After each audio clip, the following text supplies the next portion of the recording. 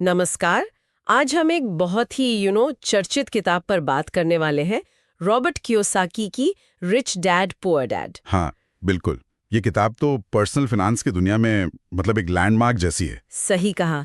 1997 में आई थी और तब से पता नहीं कितने लोगों की सोच बदली है इसने पैसे को लेकर। बिल्कुल।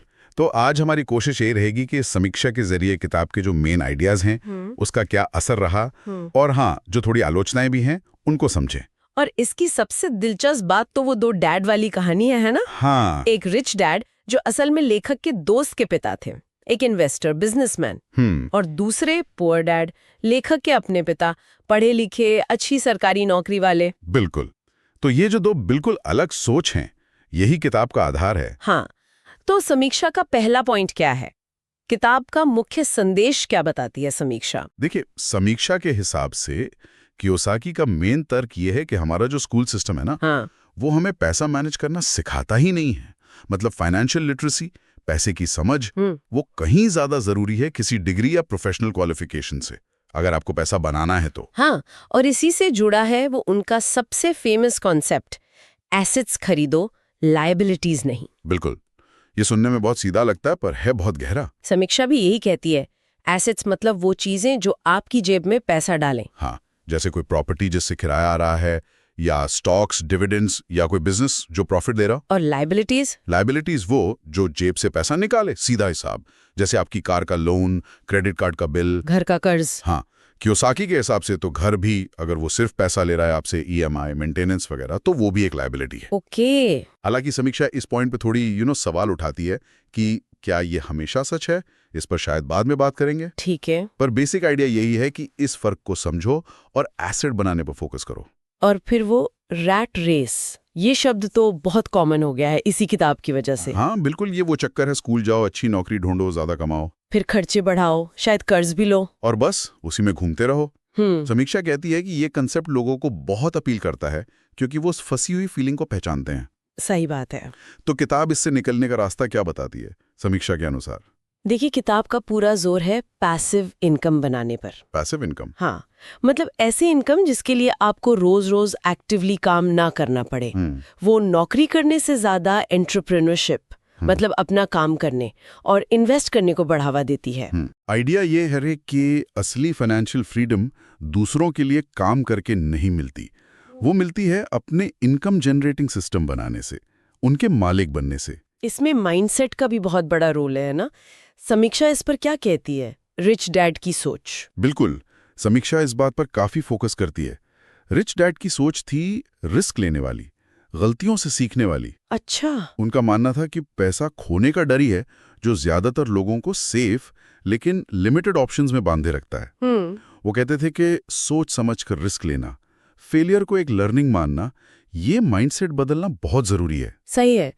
तो अगर हम खूबियों को सम अप करें समीक्षा के हिसाब से। देखिए, खूबियां तो हैं।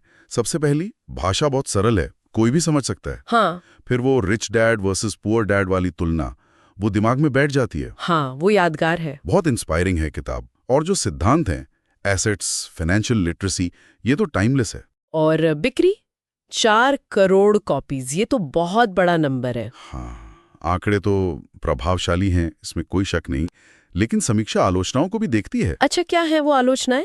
एक तो सबसे बड़ी ये है कि किताब क्या करना है ये तो बताती है, पर कैसे करना है उस पर प्रैक्टिकल सलाह थोड़ी कम है। मतलब मोटिवेशन ज्यादा, एक्शन प्लान कम। हाँ, कुछ ऐसा कह सकते हैं। दूसरी बात, वो घर वाली। हाँ, घर हमेशा लायबिलिटी होता है। समीक्षा कहती है कि ये ओवर सिंप्लीफिकेशन है, मतलब चीजों को जरूरत से ज्यादा सरल बना दिया गया है। असल जिंदगी में ये थोड़ा कॉम्प्लेक्स है। घर एसेट भी हो सकता है, लायबिलिटी भी, डिपेंड करता है। सही बात है।